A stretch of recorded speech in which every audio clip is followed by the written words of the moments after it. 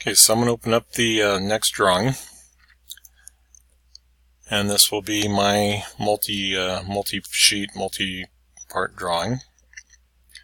So still with the ANSI landscape. And then we browse from the model view. We're going to go through the methods of bringing in parts. So there is 6.56. And again, we'll create the 4 views, make sure all those are highlighted. Alright, so we get all of those into the mix, and I can rough position them. If I come down to the tab next to sheet 1 and click, that is going to add the next sheet. So if I go up to Insert, and we go to Drawing View, Model, that's going to take me into the very same spot.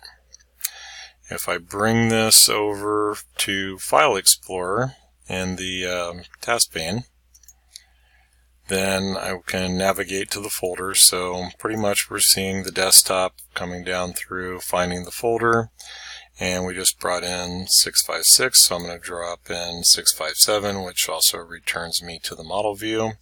Create multiple views is still on, so we go ahead and hit OK, and then I'm going to add my next sheet. There is the view palette, and if we from the model view, there's a way to check it and uncheck it and tell it to not automatically start the import when we start the drawing, so that we can pick some of these items up. And so that was 57. We're going to go 58. And the thing with the view palette that's nice is you get those previews and you can decide which is going to be your front view. So I think we're okay with the actual front view. And then it puts us into a projected view, so as we drag those additional views out, we can select, and I can populate a lot of views just dragging around and clicking. So we still want to be a little bit careful about all of those items. The next one, let's see, is my Windows Explorer open. So the parts, I need to shrink that down just a little bit. So from Windows Explorer, I can drag in 59, and that will take us back to the model view. Go ahead and insert those. And for the last one, since it's already open, and this works from an assembly or from tiling. So if I tile these and I have my assembly open, I can add a part from the assembly, add another sheet, add a part from the assembly, add another sheet, and that goes pretty quick as a method of bringing in those geometries for the detail. All right, so now that I've got that started, I'm going to maximize. We're still in the multiple views. Go ahead and make sure that we get all of those. Alright, so I don't think I'm going to go through in detail. I get my views. Let's see, is there going to be anything that is really useful as far as a section view maybe? Alright, so one thing to notice, I'm not really working in that hidden lines visible mode. Right, so if I turn those on, right now these are not following the parent view. So if we do the display style and parent view, we have to decide if those hidden lines add value to the readability of the print. So for the most part, I tend to leave that extra out if I don't need it. All right, makes it a little easier to work with, and I think I should have been doing parent style there instead of checking on the next one. All right, so yep, parent style, and then the last one, yep, changed it. Well, it's basically on its own for the ISO. All right, so when the parent style is set and I go back to hidden lines removed, I probably wouldn't do the shaded with edges, mainly because that's going to use a lot of ink. If we print out six sheets, we're going to end up using quite a bit of ink for that one. Alright, so our dimensions then. Let's start with that with the limit dimension. So if I set it to the 0.75, now I don't believe that was marked for the drawing, but let's try it. So under model items, we're going to bring in for the entire model, and sometimes this works and sometimes it's not really worth the effort. A lot of times when I'm designing for for convenience, when I'm building from scratch, not having the model or the picture in front of me to reverse engineer, my numbers are not manufacturing numbers. They're the way that I see the print. So a lot of times I don't even bother with the model items. So as a default, everything should be marked for drawing. There are some items that are not marked for the drawing, and if we do the whole callouts, we could go ahead and bring those in, and let's just see what we get. Okay, so we got one.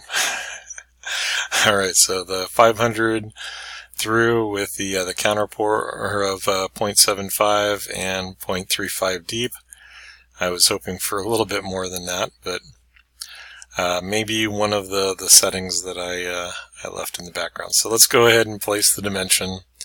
We're going to set this to a limit dimension with the minus 0.005, and then I need to change over the darkness. Now I could go back into the model and find that dimension and make sure it's marked, but I've kind of already gone through the process of doing that, so it's one that I would want to check before I get to this point. We have the height, we have the step, and then overall. Let's see if we can put a few more up here.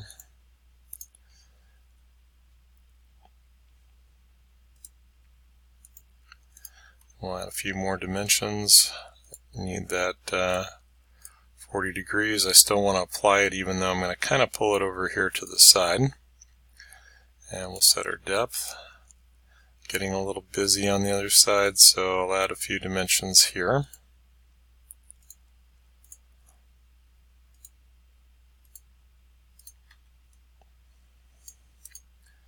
And as we go through that process, we should be getting a few more in place, and then I can generate a center line from the tool if we pick the outside edges, and that'll give us a center mark. All right, so since our dimensions really didn't come off of that point, though, it's kind of hard to justify that geometry, but we'll leave it for now. This is a first pass. We're going to make multiple iterations of our geometry and tolerancing to get it dialed in. Alright, we'd like to have that a little bit cleaner.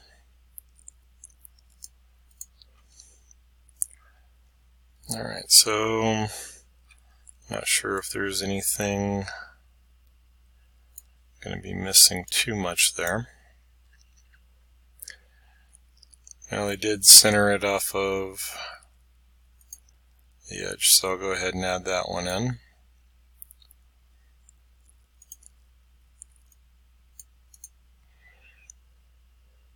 And I think I've got, oh, the 1.37 was to the outside. So let me escape out of the smart dimension, and if I grab that point and get that grip to come down and realign, I can change it to the correct location without deleting it.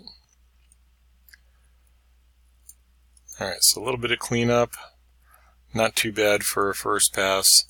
We would go back through the drawing, the rest of the drawing package, add a few more dimensions, create our geometries. This might be a good one for the center mark. And if I tell it to go for all of the slots, then what do I want them to look like? The two endpoints, or the center points at the ends. And go ahead and apply those. And then we would apply the dimensions. for the whole call out. Should see the 0.63 by 1.25.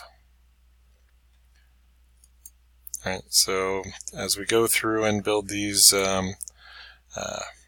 views and work within the template, we're going to be able to populate our dimensions and get working drawings directly from the models.